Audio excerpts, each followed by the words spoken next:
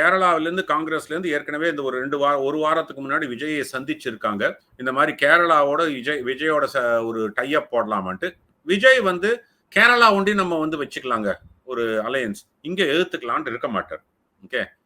ரெண்டாவது நிர்பந்தம் இதுக்கு விஜய்க்கு, அதாவது காங்கிரஸ்க்கு என்ன இருக்குன்னா, காங்கிரஸ்னுடைய ஓட் பேஸே கிறிஸ்துவ மைனாரிட்டி ஓட்டர் பேஸ் பெருமளவில் இருக்கு.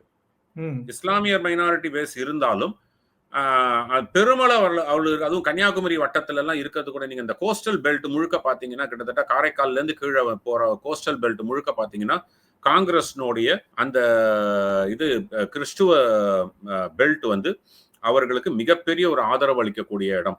அதனை Vijay lock stock and barrel ஆள்றார்.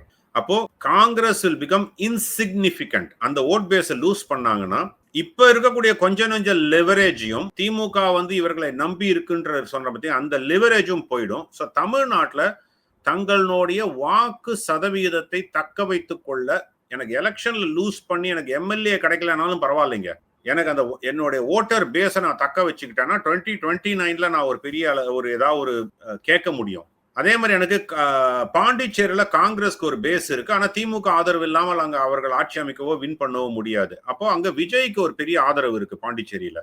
அப்ப அது நம்ம 2 பேர் சேர்ந்தா பாண்டிச்சேரி ஆஸ் அ ஸ்டேட் எனக்கு வந்தா கூட எக்ஸ்ட்ரா ஒரு ஸ்டேட் எனக்கு இருக்கு, அதனால பெரிய லாபம் இல்லை. சின்ன ஸ்டேட்னா கூட அது ஒரு நியூமரிக் நம்பர், சைக்கலாஜிக்கல் நம்பர். கேரளாவில் எனக்கு ஒரு மிகப்பெரிய ஒரு வாய்ப்பு உருவாவதற்கு உண்டான ஒரு ஆப்பர்ச்சுனிட்டி கிடைக்கும் இவருடைய ஃபேன் பேஸ்னால். அதுவும் அந்த இது வாட் யூ கால் அந்த பார்டர் டிஸ்ட்ரிக்ட்ஸ்ல இவர்களுக்கு ஒரு பெரிய வாய்ப்பை உண்டாக்கும். ஸோ இதெல்லாம் அண்ட் லாங் டேர்ம் திங்கிங்ல வரும்போது திமுக 2029 இவர்களுக்கு 10 சீட்டு கொடுக்க மாட்டாங்க.